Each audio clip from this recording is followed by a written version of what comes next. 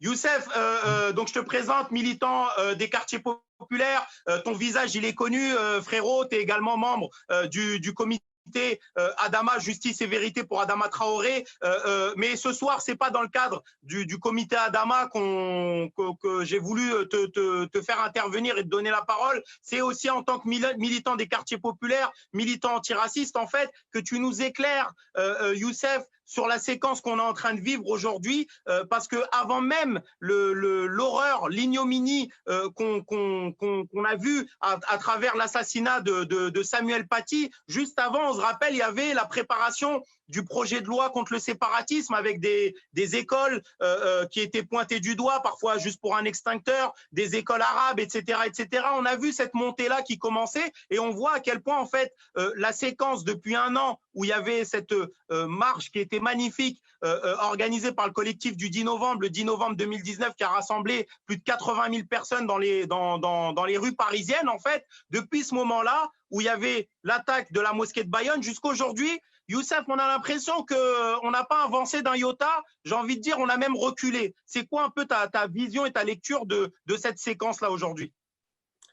Déjà, il faudrait commencer par avoir une pensée, comme les autres intervenants l'ont fait, pour la famille de Samuel Paty, pour notre collègue, pour mon collègue d'histoire-géographie. Je suis moi-même prof d'histoire-géographie. Donc voilà, avoir une pensée et être un peu désolé parce que normalement, on ne devrait pas être là, parler de ces choses-là. On devrait plutôt être, voilà, penser à sa famille, être dans un recueillement, dans un deuil, parler entre collègues, échanger, etc. Donc le gouvernement, en fait, nous a obligés, nous a forcés à sortir de ce deuil, à devoir monter au créneau, à défendre, en fait, notamment plusieurs associations qui sont ciblées, mais à défendre tout simplement une minorité religieuse aujourd'hui en France, une minorité qui est désignée comme étant coupable, et notamment donc la communauté musulmane. Et donc, on est obligé de sortir, malheureusement, on est obligé de faire des tweets, donc tu l'as vu, on est obligé de s'organiser, de se voir, voilà, de se faire des réunions par WhatsApp en ligne, etc. Parce que voilà, la situation nous a obligés à réagir. Qu'est-ce qui se passe? Qu'est-ce qui se passe aujourd'hui? Aujourd'hui, à peine le corps de Samuel Paty, à peine il a été enterré, que tout de suite, on a le gouvernement qui est sorti, qui est parti à l'offensive et qui a tout de suite été désigné un coupable. Le coupable est désigné, il y en a deux. On a le premier, évidemment, c'est la communauté musulmane, d'accord, la minorité, une minorité, je le répète, j'insiste sur ce mot parce que c'est une minorité religieuse en France aujourd'hui, et deux, les islamo-gauchistes. Et donc, en fait, la gauche, moi, ce qu'on pourrait dire, la gauche et les progressistes. Qu'est-ce qui se passe aujourd'hui? Ce qui se passe, c'est qu'en fait, on est dans un monde où où la planète est en train de se détruire, où en fait la plupart des intervenants ici, toi, moi, etc., on va probablement tous mourir d'une maladie liée à l'impact de l'homme sur la planète. On va peut-être mourir d'une catastrophe dite naturelle, mais qui sont en réalité des catastrophes climatiques qui sont été causées par l'activité humaine. On va sûrement perdre, pour ceux qui sont dans le privé, perdre son emploi. Tu l'as vu, là, Auchan va licencier, Bridgestone va licencier. Donc là, il y a 50 000 emplois qui vont qui sont menacés ou qui sont détruits. Hein, c'est Mediapart qui a révélé ça. Ça, c'est que pour aujourd'hui. Hein. On a 1 million de pauvres qui arrivent en plus d'ici là à décembre. Tu as vu le confinement et ce qui s'est passé, les conséquences, où ce sont notamment une grosse partie de cette minorité musulmane qui a pris les devants et qui est partie aller donner à manger à des gens qui ne pouvaient plus manger, parce que c'était ça quand même, on est en France, on est au XXIe siècle, une des plus grandes puissances de la planète. En fait, à un moment donné, il y a des gens qui ont pu manger grâce à l'action des habitants des quartiers populaires. Notamment ici dans ma ville et dans d'autres, tu l'as vu, dans le 93, partout. C'est notamment beaucoup ceux qu'on vise aujourd'hui, donc les musulmans, qui sont partis donner à manger à tout le monde, quelle que soit la confession, quelle que soit l'origine sociale, l'origine ethnique, etc. Ça c'est la réalité. Et en plus de ça, ceux qui ont été en première ligne, ceux qu'on a appelés les premières lignes, qu'on a appelés des héros, mais en fait qui n'avaient pas le choix que d'aller sur le front, donc dans les hôpitaux, dans les supermarchés, etc. C'est encore une fois une grosse majorité de ces personnes donc qu'on cible aujourd'hui, qui font partie de la minorité musulmane. Donc voilà, c'est quoi la situation aujourd'hui. Donc pendant toute l'année, on a vu un mouvement féministe exceptionnel. D'accord? Jamais la question s'est autant posée dans le sillage du mouvement MeToo. Ça, c'est la première chose. La deuxième chose, c'est que, tu l'as dit, le 10 novembre, il y a eu une marche historique incroyable qui a dépassé tout le monde. On a vu les musulmans lambda sortir pour dire stop. On l'a vu, voilà, avec toute la diversité de tous les âges, etc. Au mois de juin 2020, on a vu, il y a eu les plus grandes manifestations antiracistes et contre les violences policières de l'histoire contemporaine de ce pays. Jamais il y avait eu ça. Plus de 80 000 personnes devant le TGI en 3 jours. 10 jours après, à Place de la République, pratiquement 100 000. D'accord? Tu l'as vu. Avec des interdictions de manifester pour les 2 cas. D'accord? Ensuite, on a eu en 2018 et pendant toute l'année un mouvement des Gilets jaunes. D'accord? À ces trois mouvements, quelle a été la réponse du gouvernement? Et notamment après la marche, après la grand rassemblement au mois de juin, le 13 juin, le lendemain, le 14 juin, qu'a dit Macron? Il a dit, eux, ceux qui ont manifesté là, ce sont les séparatistes. La loi contre le séparatisme est la réponse qu'il donne à l'extraordinaire élan qu'il y a eu de la jeunesse de ce pays contre le racisme et contre les violences policières. Mais en fait, plus généralement, contre les Gilets jaunes, contre le mouvement féministe. Parce qu'on le voit aujourd'hui, ceux qui inspirent la politique de ce gouvernement, et notamment de la réponse autour du séparatisme, vous prenez juste Pascal Bruckner, qui s'est illustré il y a quelques jours. Hier, qu'est-ce qu'il a dit? Il a dit il y a 2 mouvements qui posent problème, le féminisme et ceux qui posent la question du racisme et de l'islamophobie notamment. Alors maintenant, je vais vous poser une question et qu'on m'écoute bien, et notamment ceux de gauche qui regardent ce live. J'aimerais bien comprendre une chose, c'est que le terroriste, ce terroriste-là de 18 ans, qui a décapité notre collègue, est-ce que sérieusement, il y en a qui pensent dans ce pays que lui, il écoute le comité Adama, qu'il suit Alice Coffin, qu'il suit les théories féministes, les théories sur le racisme structurel, qu'il lisait les théories de Berkeley, etc., ou de Éric Fassin à Paris 8? Franchement, 2 minutes, est-ce qu'on peut se poser cette question ou pas? Or, depuis le début de cet acte immonde, on cherche à détourner la responsabilité du gouvernement en direction de nous, les militants qui luttons pour l'égalité et contre le racisme toute l'année. Tu penses que, Youssef, qu'ils font le dos rond un peu les organisations de gauche de manière générale aujourd'hui, les personnalités de gauche dans ce truc-là? Est-ce que tu penses vraiment qu'on voit le tampon que tient à la main Darmanin, Blanquer, et j'ai envie de dire ce tampon-là qu'ils ont pris de la main des Cazeneuve et des Valls et compagnie, le tampon de l'islamo-gauchisme? Qu'est-ce que ça veut dire déjà? Est-ce que toi, tu as été capable de nous expliquer quel est ce terme-là d'islamo-gauchisme? D'où ça sort? Depuis quand, en fait, on commence à nous expliquer que l'islamo-gauchisme, en fait, ce serait un tel ou un tel? Et est-ce que tu penses vraiment que ces organisations-là, elles ont peur, en fait, d'être placardées, blacklistées si demain, ils venaient en soutien au CCIF, ils venaient en soutien à ce qui se passe? Et je voulais vous lire un truc parce que je l'ai vu ça sur les réseaux sociaux, mais imaginez, c'est Twitter, c'est pas quelqu'un qui me l'a glissé sous ma porte, c'est encore présent sur Twitter. Le gars, il écrit quoi? Comment on fait pour la réémigration? Il dit, tu fais marquer les étrangers d'un croissant doré sur leurs vêtements et leurs maisons, ensuite tu les regroupes dans des camps de concentration.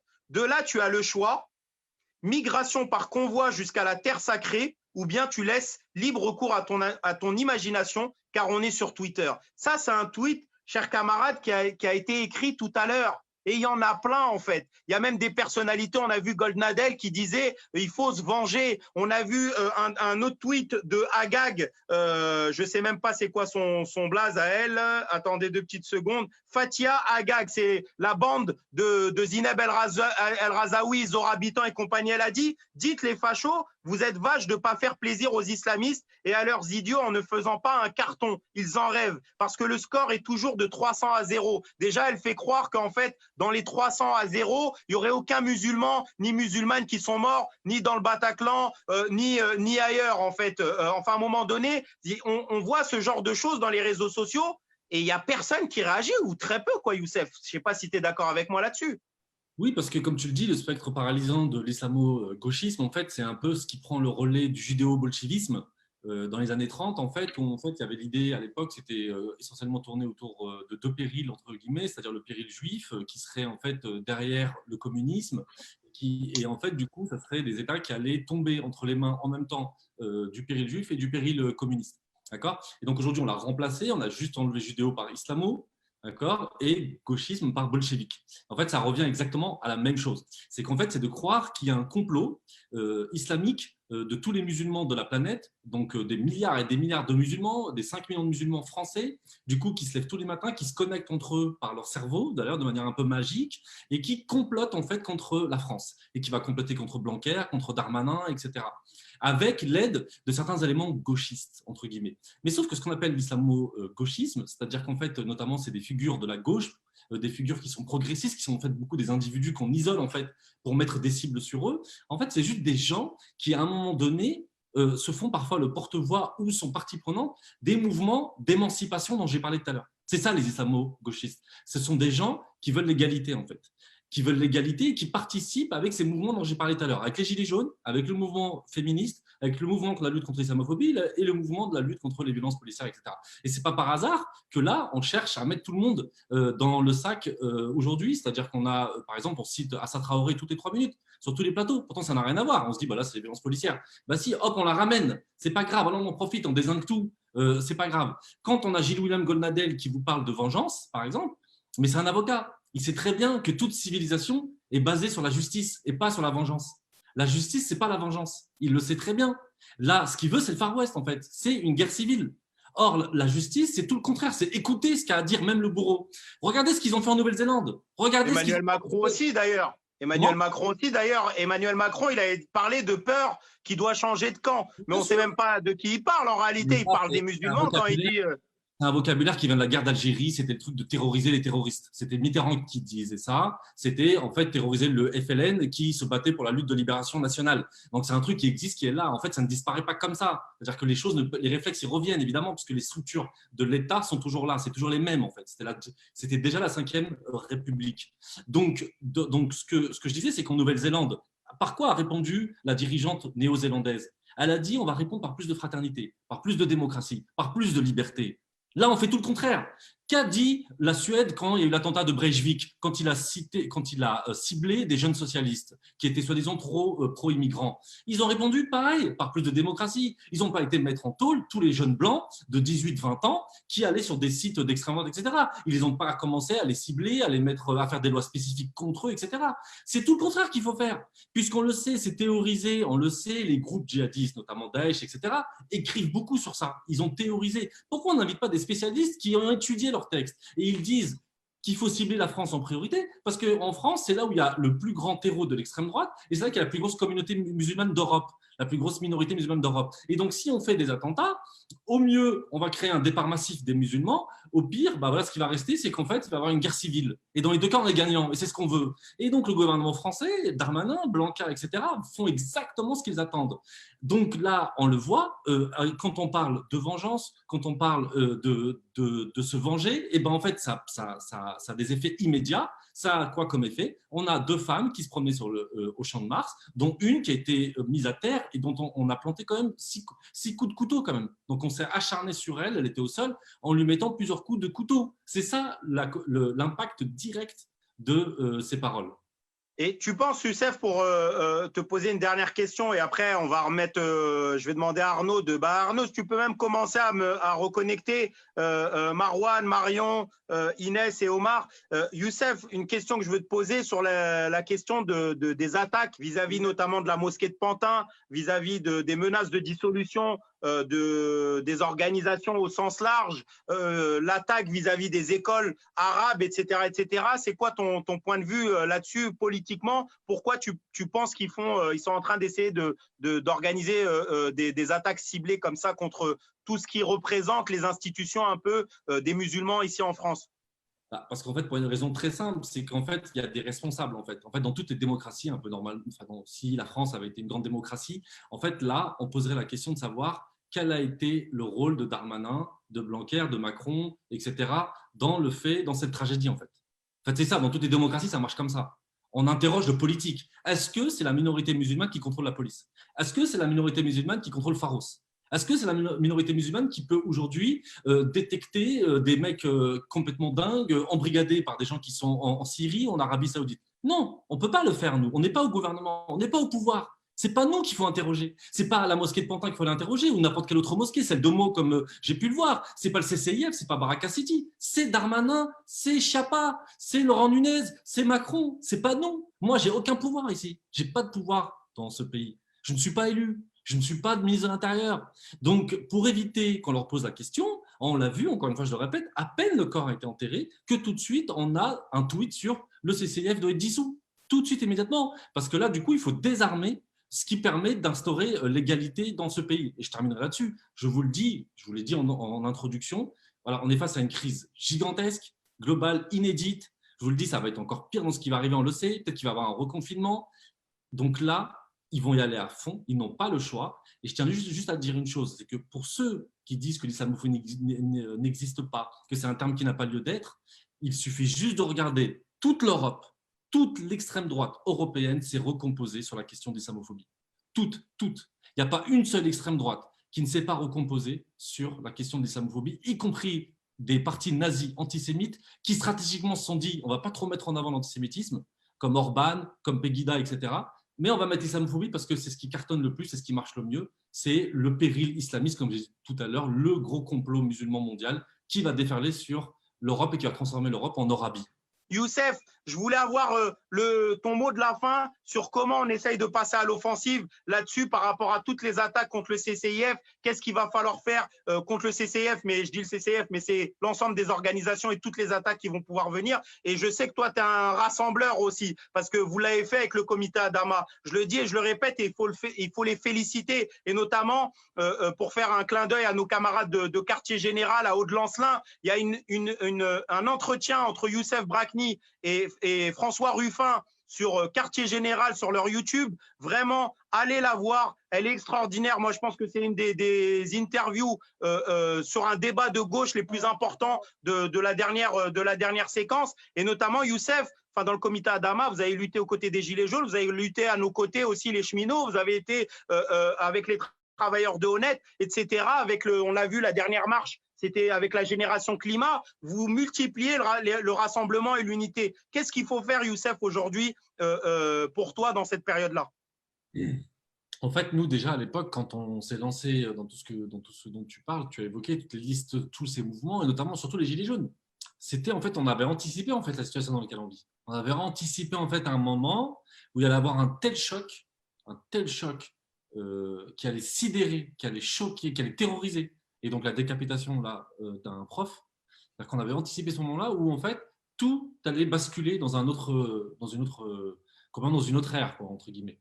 C'est-à-dire qu'en fait, on arrive dans un moment, comme Oran Mohamed l'a dit tout à l'heure, le ministre de l'Intérieur peut répondre à des questions en disant qu'il décide d'envoyer la police chez des gens simplement pour faire passer un message. Or, faire passer un message à des gens, ça n'existe pas dans le code de procédure pénale, ça n'existe pas dans le droit français. Ça s'appelle la suspension de l'état de droit. Donc, comme on l'avait anticipé, comme on le savait, on avait cette lecture-là, on connaît l'histoire de la France, on connaît les mécanismes.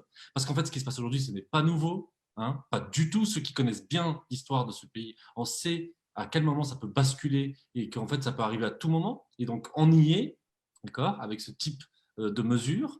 Donc, nous, on s'est dit, on va créer des liens sur le long terme, pour créer des liens sur le long terme. Et parfois même en prenant sur nous. Parfois même en prenant sur nous, en rejoignant en allant à des débats avec des acteurs politiques qui n'ont pas été là quand les quartiers populaires étaient réprimés.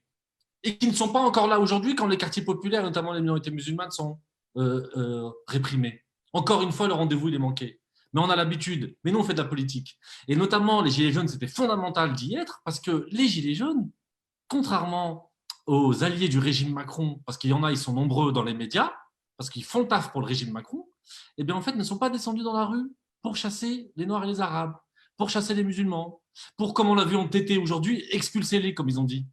Ça, c'est Twitter. Mais la vraie vie, c'est pas ça. Il y a la vie sur Twitter, il y a la vraie vie. La vraie vie, c'est les Gilets jaunes, donc la France périphérique bien blanche, qui descend massivement dans la rue, qui prend des ronds-points, etc., qui descendent parce qu'en fait, ils n'arrivent plus à vivre. Et non pas parce qu'il y a trop d'Arabes, parce qu'il y a trop de Noirs, parce qu'il y a trop de musulmans, parce qu'il faut les mettre dans des charters, etc. Ça, c'est pas juste pour me faire plaisir, c'est la réalité. T'étais sur les Champs-Élysées, t'as vu?